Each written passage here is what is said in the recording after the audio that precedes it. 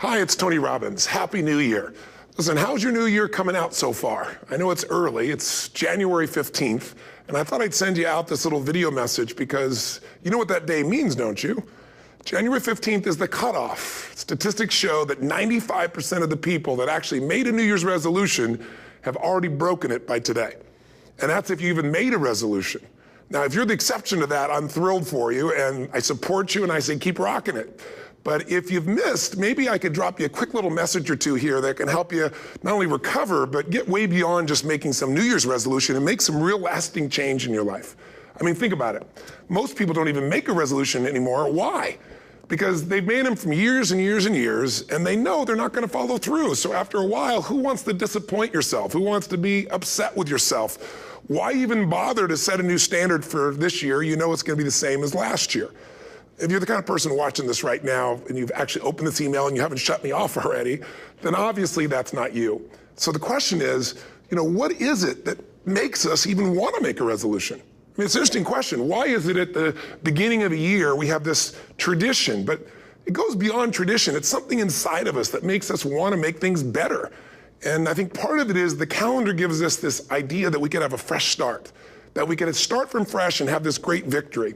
And it's really, the calendar itself is quite arbitrary. It's wonderful to use it, but if you didn't use it effectively, let's use the calendar to serve you today. Let's just see, what does it really take to make this thing happen? Because there's no denying that inside of you, the only thing that's gonna make you happy in the year ahead and the decades ahead is gonna be having you have an experience where on a regular basis, you feel like your life is making progress. If there's one thing I teach, and I wanna remind you of it, it's really simple. Getting things is not gonna make you happy. That's good news in a tough economy. It's a good reminder. It doesn't matter what you get. Doesn't matter whether it be money or opportunity. All those things might excite you for the moment. Even a relationship, as magnificent it may be, might be exciting for a while. But if you don't keep growing, that relationship isn't gonna stay exciting. So the secret to real happiness is progress. Progress equals happiness, and if we can make progress on a regular basis, we feel alive, and that's why at the beginning of the year we get this thing like, okay, I can have this fresh start, I could really do what my soul desires, I could expand, I could grow, I could improve, I could change, or maybe better than change, I could progress. See, think about that. Progress is an aliveness to it, doesn't it? You don't have to work at changing. People say all the time now, well, I'm working on changing. Don't worry about it. You don't have to work on changing. Change is automatic. Your body's gonna change whether you want it or not as the years go by. And no matter how hard you work, there's gonna be some changes going on there. The economy is gonna change no matter what you want it to do. The weather is gonna change. Relationships are gonna change. Everything in life is always changing. We don't have to work on change. Change is automatic, but progress is not. So if you wanna make real progress, then you really gotta look at your life in a different way. You gotta say, I gotta take control of this process and not just hope it's gonna work out like people do who make a resolution. Because really, isn't that what they're really doing at the beginning of the year? They're saying, well, here's my resolutions for the year, and they really basically tell you their wishes. It's their wish list. It's what they hope it all comes together. And then they call it a resolution, but they don't know what a resolution is. When you resolve something, to have a resolution is to resolve it. When you've resolved, this is how it's gonna be, that's when you cut off any possibility except the thing you've committed to. It's like the old adage, if you want to take the island, you burn the boats. Because when you burn those boats, there's no going back. You're gonna find a way to make things work. And most people, they're stating what they hope will come together, and if it doesn't happen, then they're disappointed, but they're not too disappointed because they're not too vested.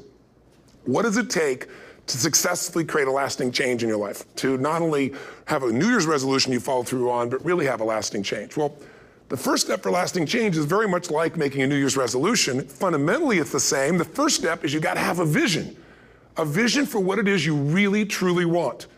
Not what you think you want or what you should have. I mean, what are most people's New Year's resolutions? I'm gonna stop eating sugar. I'm gonna stop smoking. I'm gonna lose 10 pounds. The problem with that is it's not very inspiring for most people. It's not telling you what you're gonna get. It's only what you're not gonna do. And it's kind of hard to have you move forward with that. A vision is about what you're here to create. A vision that really works is one that excites you.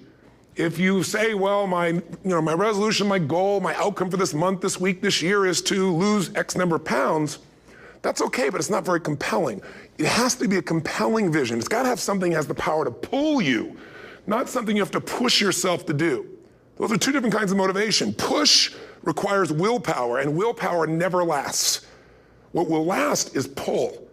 Having something so exciting, so attractive, something you desire so much that you have a hard time going to sleep at night and you get so up early in the morning to rock it and take it to the next level. That's what you're looking to create. And that isn't easy to get.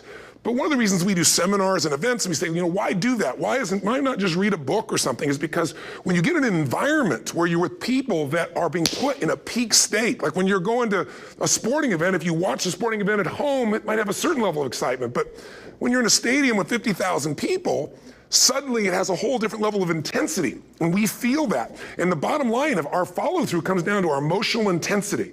In a different state of mind, you're going to come up with a much better and a more exciting vision than if you're sitting on the couch going, okay, what are my new resolutions for this year? And you're doing it the morning after the new year has started and you're a little inebriated and the football game's on in the background.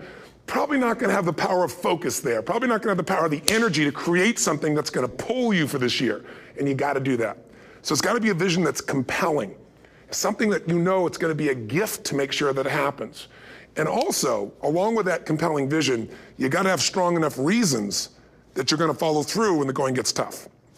That's one of the biggest things missing for most people. They say, this is what I want to do. It's not very exciting. It's not very compelling. But most importantly, they don't have strong enough reasons to push themselves through what's going to be necessary to get that dream, to get that goal when the inevitable challenges come up. When you're starving, hungry, and you're trying to go on a diet, right? When you got no time and you're stressed out and you haven't worked out still, and that's what you're supposed to do.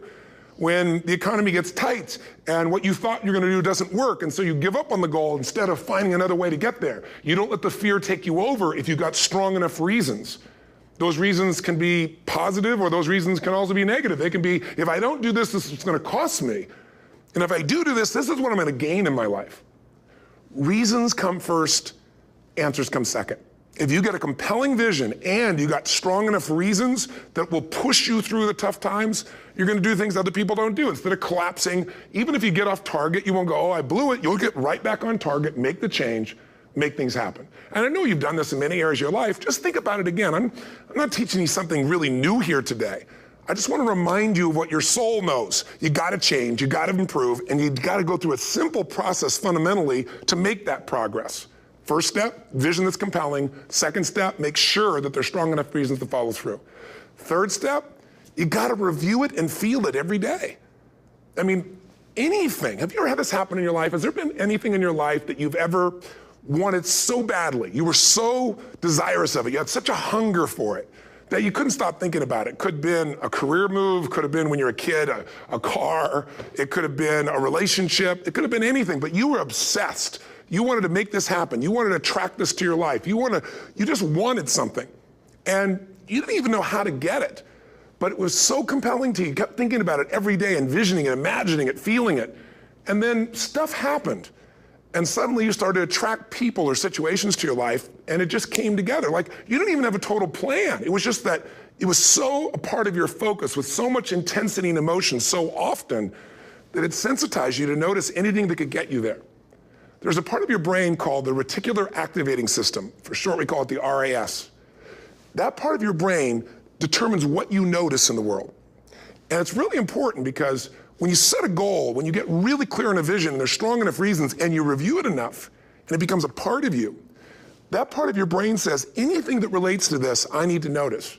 It's like, did you ever buy a certain kind of car, or maybe a certain outfit, and suddenly you see that car everywhere, or those outfits everywhere? Well, the cars were always around, but why do you see it now? Because your RAS knows this is important. This is part of my world now. Similarly, when you really get clear and it's compelling and you're reviewing it every day, you've got strong reasons and you're reviewing it every day and you're feeling it, the brain becomes incredibly acute at noticing anything to get you to move forward. And so that's the power of this. So, what do people do with a New Year's resolution? They come up with something they kind of want. It's not a compelling vision. They don't really have strong enough reasons, and they never review it again until they notice that they broke what they said they really want to make happen, because they didn't really resolve. If you resolve, you got the vision, it's compelling, you review it daily, and you feel it, you envision it, and you experience it. Simple as it sounds. Now, ultimately, what is this really about? Ultimately, if you're going to have lasting change in anything, you're really talking about just raising your standards. I mean, I always tell people, if you want to know how to change your life, I give it to you in 3 words, boring as it sounds: raise your standards. What does that mean? corny as it sounds. Raise your standards. Oh, thank you for the breakthrough thought, Tony. I'm glad I wasted my time watching this little email with you. But think about it. Lasting change is different than a goal. You don't always get your goals, but you always get your standards. Maybe it would help you is to think about it this way. I try to explain standards to people with a different set of words. Think of it as everybody in life gets their musts. They don't get their shoulds. Like, think about it. Most people have a list of shoulds, don't they? Don't you have a list of the shoulds, things you should do, you should follow through on? I should lose some weight, I should work out more, I should make more calls, I should respond more rapidly to my email, whatever, you know? I should get into the office earlier, I should be, more confident, whatever your should list is. People love to have their should list be met, but it's kind of like New Year's resolutions. If it does, it's really exciting, but if it doesn't, which is most of the time, it's a little disappointing, but you kind of know it's not gonna happen. But when you decide something is a must for you, an absolute must, when you cut off any possible, you say, I'm gonna find the way or I'm gonna make the way.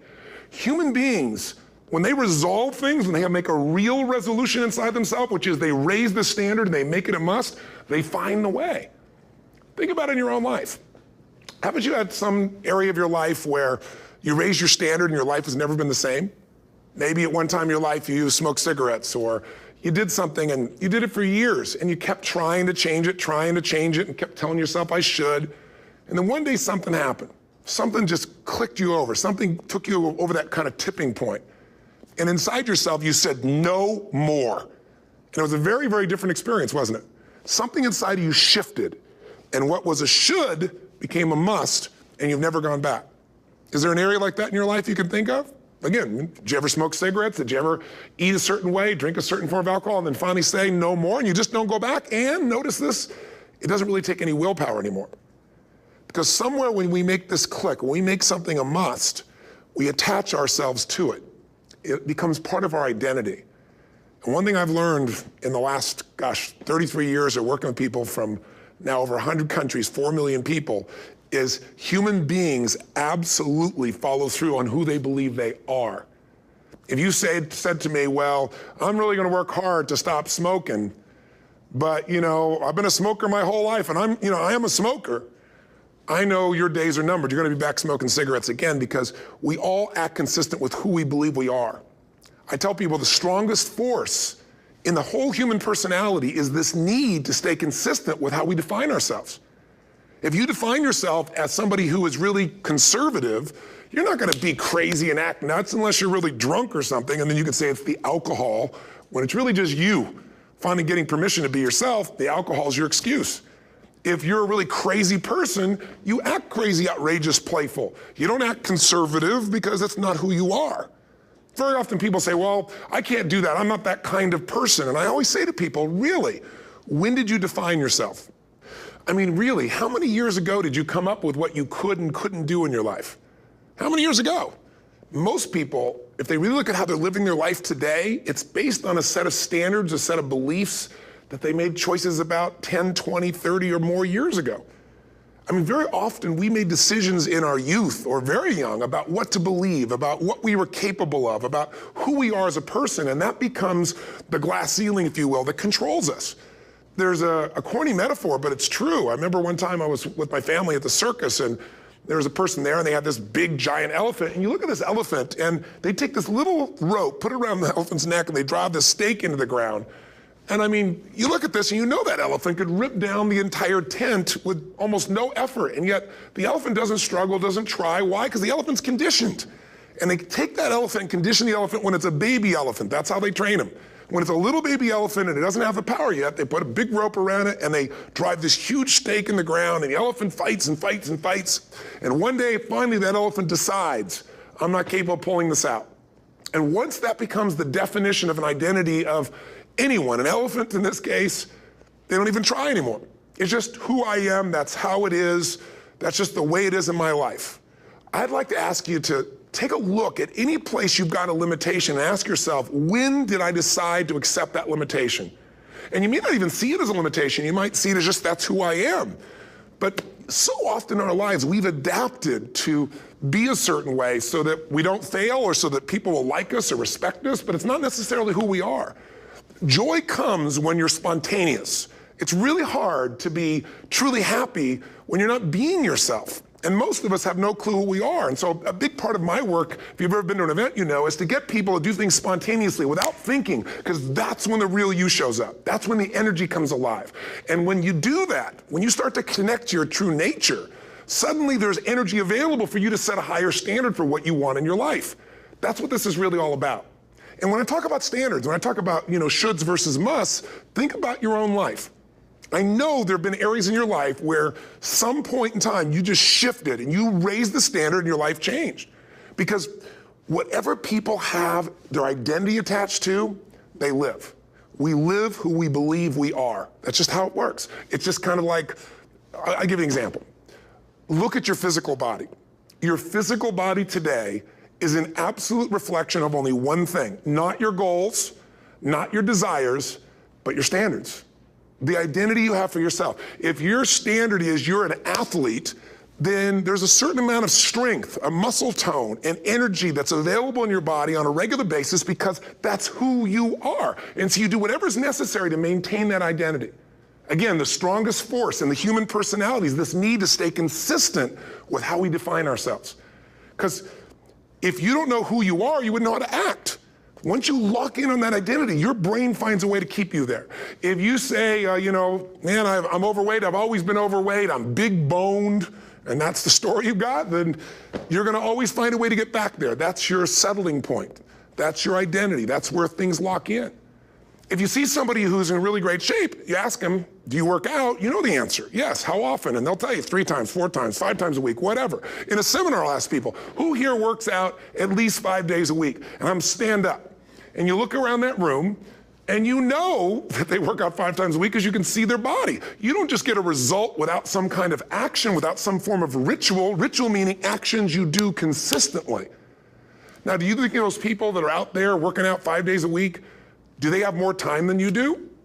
Or I have, or anybody else? Of course not. Is their life less busy? Of course not. It's just a must for them. They must work out that way, and they've made that turn and their life's changed.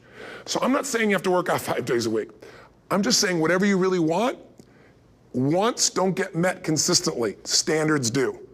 Whatever you identify, this is who I am. And so it's not so much about changing your identity as there's expanding it. You know, deciding that, you know, instead of your goal is to lose 10 pounds, which is not compelling, what if your vision was to get back to my fighting weight? You know, this year, this month, this next 90 days, I'm gonna transform my body. I'm gonna take on a new challenge. I'm gonna find some technique or strategy, there's a million of them, that can reframe myself where I wanna feel younger, stronger, more vibrant than ever before. Here's my reasons, because I want the energy to really make my life work. Because it's tough out there, and I wanna be stronger than I've ever been before. I wanna go in front of the mirror, and if I'm naked, not, you know, wanna laugh. I wanna look there and take a good look and go, yeah, I'm proud of whatever I see there. Whatever it takes, something's gonna make you laugh, smile, something that's gonna tease yourself, but something's gonna move you to another level. If you identify yourself in a new way and you own that every day, and that becomes the standard of how you live, you'll find the way to make that standard real. Money's the same way. Think about it, it doesn't matter what's happening, quote unquote, in the marketplace. People that make money find a way to make money no matter what, don't they? I mean, most people's standard is to pay their bills. So that's what most people find a way to do, even when economic times get tough. Most people, if that's their absolute standard, they find a way.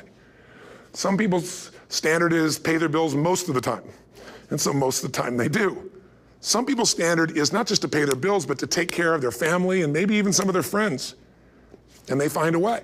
In fact, you know, some people may be in a family where they don't have enough money. They barely have money to pay their bills. They work their guts out. And then somebody, their mother, their father, somebody else, their sister gets ill, and there's not enough money to take care of it. Nobody else has money in the family. They don't either, but they find a way to get that money to take care of their mother or father, don't they? And pay their bills. They never could do it before. Why? The situation made them raise their own standard. And not everybody does that. Somebody else in the family might have money and still not take care of their mother. It all comes down to the inner game, my friends. Changing your life is a change in the inner game. The outside world you can't control, but you have absolute control over this one if you learn the dynamics of what shapes you. And identity is one of those simple, clear, fundamental basics that if you start to shift it, everything else will shift in your life as well. Some people, by the way, have to have more than enough money to do what they want, when they want, where they want, with whomever they want, contribute the way they want. And if that's their must, they find a way. I know that sounds overly simplistic, but it's true. You know, somebody once said you could take all the money in the world out of the hands of everybody, out of all the wealthy people in the world who are really successful, give it to other people. It wouldn't take too long, those people would have it back in their hands. It's not because they're manipulative, it's because they have a standard. Some are manipulative, don't get me wrong, but they've got a standard of what they're gonna find a way to make happen. I'm just simply saying to you, take those 3 magic words and live them. Raise your standard. And if you really wanna do it, then I'll tell you the most important secret. Have you ever done this? Have you ever told yourself you're raising your standard? Okay, I'm gonna go make this happen. I'm gonna go make this much money. I'm gonna transform my kids. I'm gonna create the ultimate relationship in my life. I'm gonna transform my body, whatever it is. And then you don't have strong enough reasons and you don't use it. You don't follow through. It's because you didn't back up your standards with what makes those standards real, and that's rituals. Rituals are where the power is. Whenever we do our Robbins results coaching, and we say Robbins equals results, the way we get results with people, it's the same way if you listen to my Ultimate Edge program, or back in the old days, Personal Power, or if you went to one of my seminars. You know what I do is I take these huge challenges you got and we break them down into little bite-sized steps. Little things you do each day that after you do them, you get so much momentum that it's easy to succeed. You're not overwhelmed. You have these victory day after day after day on little things. If you went through Ultimate Edge, I'm sure you learned about the hour of power, or the 15 minutes to be able to be fulfilled, or 30 minutes to thrive, where you literally just condition your body and emotion with a couple little rituals. So it doesn't matter what's going on in your world, you feel that strength, and it's not fake, it's not some pump up, it's coming from inside you, and it works. Rituals define us. See, all the results in your life are coming from your rituals. They start with a standard and then have rituals that follow it up. Like, for example, if you are where you want to be physically, you have very different rituals than if you're not where you want to be physically. If you're overweight, you and I both know you got a different ritual than if you're physically fit. Completely different. You get up in the morning, what's the first thing you do if you're fit? Your shoes are there, you roll over, doesn't matter how you feel, you put on your shoes, you lace them, you start walking, or whatever that ritual is. If you're overweight, you roll over and you have a very different ritual. You might roll over several times to turn the alarm clock off. You go in and get your mocha, smocha, whatever, special coffee. You stop by at Starbucks, whatever the case may be. You have your nice sugar muffin. It's supposed to be really nice for you. Whatever you do, it's a different ritual. If you have a great, passionate relationship, you have very different rituals in how you come home than if you have a lousy relationship. When you come home and the first thing you do is you're tweeting somebody, or you're emailing, or flipping on the news, or you don't even come home. What are the rituals?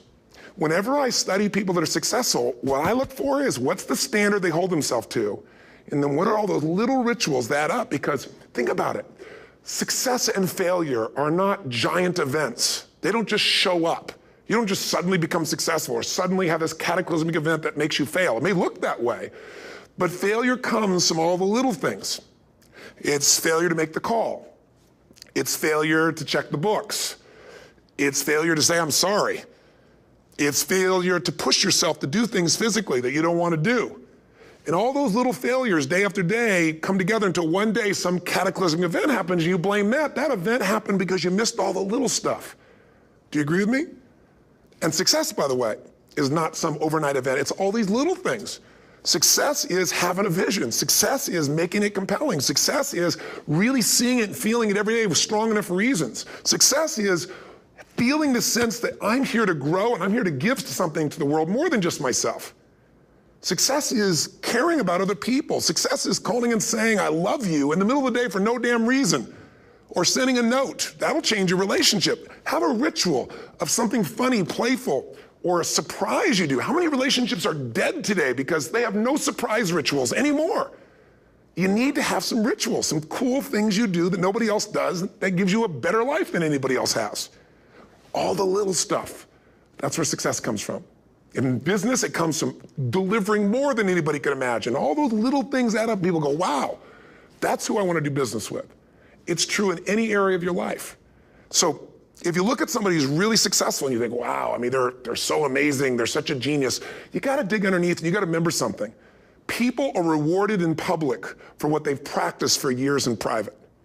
Myself and my business people say, how do you get up and speak and you have no notes and you go for 3 days and nights and the room is like, everybody's wired and it's incredible. It's like a rock concert.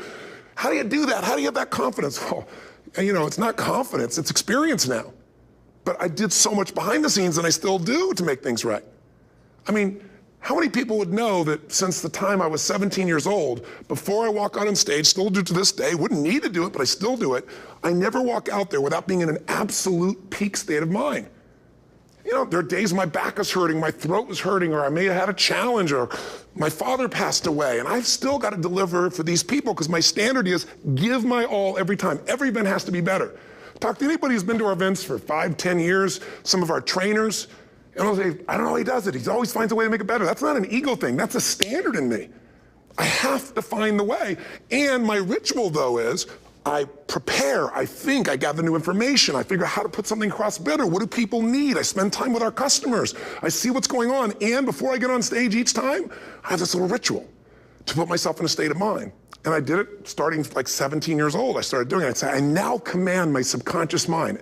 And I say this out loud several times, this little phrase, set of phrases, as an incantation to kind of condition my mind and body. And I'd say, I now command my subconscious mind to direct me in helping as many people as possible today by giving me the strength and the emotion and the humor and the brevity, whatever it takes to show this person and help this person change their life now. And I started that with a person when I worked with people one-on-one, and I would do that for 45 minutes driving in my Volkswagen to go serve and coach somebody for the first time. Now I don't say that person, I say these people, and I can go out in a room of 10,000 people and deliver for 50 hours, and I do it every time I come back on stage. It's a ritual to go into peak state. Peak states don't just show up, they don't interrupt you. Great ideas don't interrupt you, you gotta pursue them. I talked to Michael Jordan, I'll never forget, at the peak of his career, and got to watch his final game, saw him backstage and spent some time with him, and it was a pretty exciting time. He was the greatest basketball player I think that ever lived and has ever lived. And I asked him, I said, you know, what sets you apart, Michael? You know, what is it? And is it God-given talent, ability, skill? What is it? And he said, Tony, you know, he said, I can shoot you straight, and you know it's not, you know, me trying to act humble. He goes, I have a lot of talent, a lot of God-given talent, a lot of skill. I've worked really hard. But he said, really, it's my standards. He said, every day I demand more from myself than anybody else could humanly expect. I'm not competing with somebody else. I'm competing with what I'm capable of. Magic formula. Because most of us lower our standards. Why? Because who you spend time with, my friends, is who you become. One of the biggest reasons I started going to seminars when I was like 17 is I had nobody around me as a great role model. I could read about somebody, but being around people, being in that environment was very different. Finding a way to go to work with someone who lived that standard of life was very different. You get around people with low standards and you compete with it. You don't need to compete with it. It's like, okay. I mean, remember Jerry Springer? I don't know if he's still in the air, but you know, I remember he used to get people on the show and I thought, where would he find these people? And why would people watch? I'll tell you why they watch. They watch these people and go, my life's still pretty darn good compared to that person. Look at them. You don't have to change your life. All you have to do is find somebody with a lower standard and you'll feel good about yourself. But if you feel that good feeling, it's an illusion. The only thing that's gonna make you happy, my friend, and this year or any other, is to step up.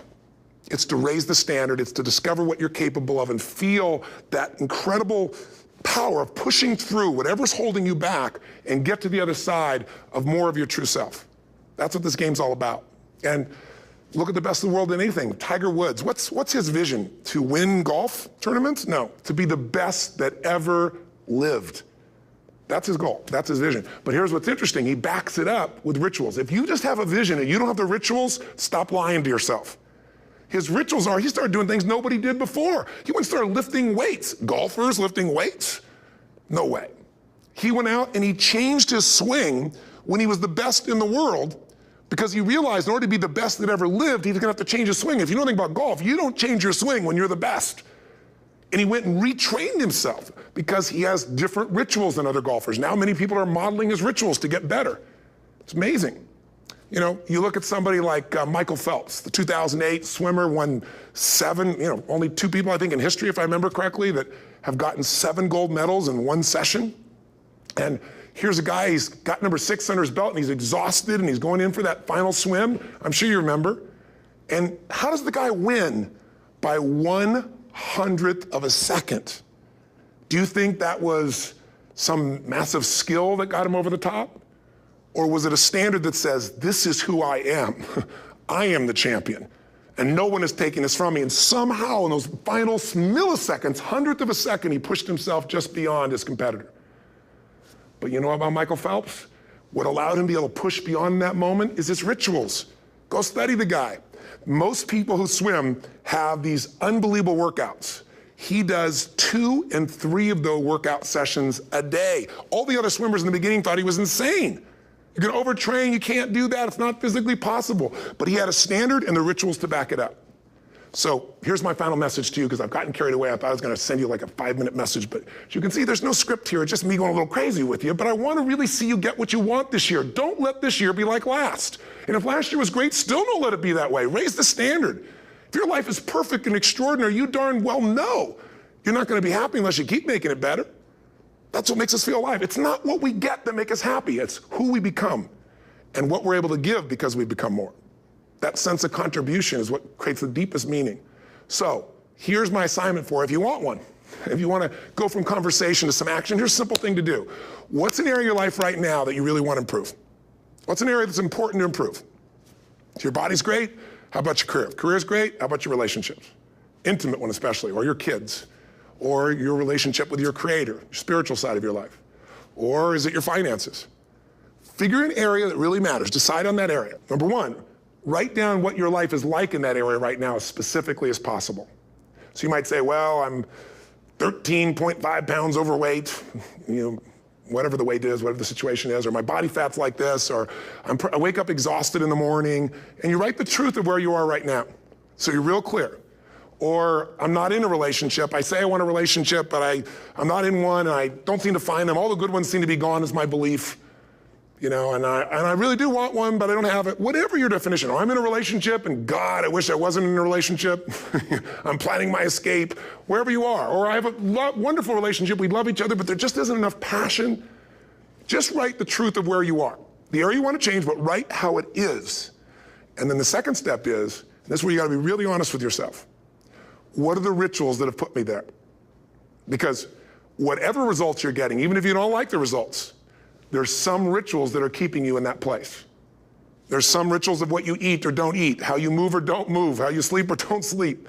There's some rituals in the lack of variety or spice or energy or focus in an area. There's something you're doing, and it's usually not one thing, it's a bunch of little things that you kind of do consistently whenever you think about getting in a relationship, whenever you think about working out, whenever you think about money. You get yourself in a state of overwhelm. You start thinking about all the things you can't control. Just write down all the rituals you have, and then here's the third step. What do you want? What's your vision? And be really specific. I want to be my fighting weight. I want to be the strongest I've ever felt. I'm going to turn my, whatever it is, be specific. And then, last step, number 4, what are the rituals that'll get you there? What would you need to do differently each morning if you're going to be that kind of energy, that kind of strength? How often would you work out? What days would you work out? What time? A ritual is something you do consistently, usually at a specific time, so it becomes automatic. Let me tell you something. Willpower doesn't last, but rituals can last a lifetime. I bet you have some rituals in your life right now you've been doing for years, even though some of them don't serve you.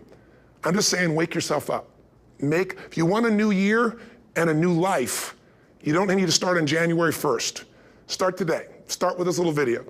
And just begin to see what happens and see how easy it is to just do a few little rituals. Don't do them all, just do 2 or 3 new things. And you know what happens? You'll get momentum. Because once you discipline yourself in one area of your life, you feel yourself doing it in other areas as well. And I always say something that my original teacher taught me. I always remind people, there's always 2 pains in life. There's the pain of discipline, or there's the pain of regret. And discipline weighs ounces, as my friend Jim Rohn taught me. Regret weighs tons. You don't want to have regret. So right now, what do you want to change? What's it really like? What are the rituals that got you there? That'll take a little homework. If you're not sure, ask the people around you. They'll tell you what your rituals are.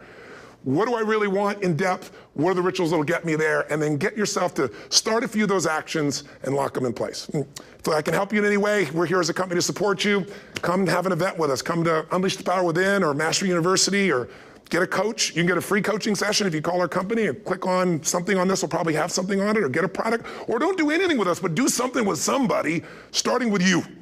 If you make the changes in yourself, you're going to be proud this year, and no amount of money or accolades from other people can mirror the feeling of being proud of knowing you've taken back control of your life, or you've taken a great life to another level.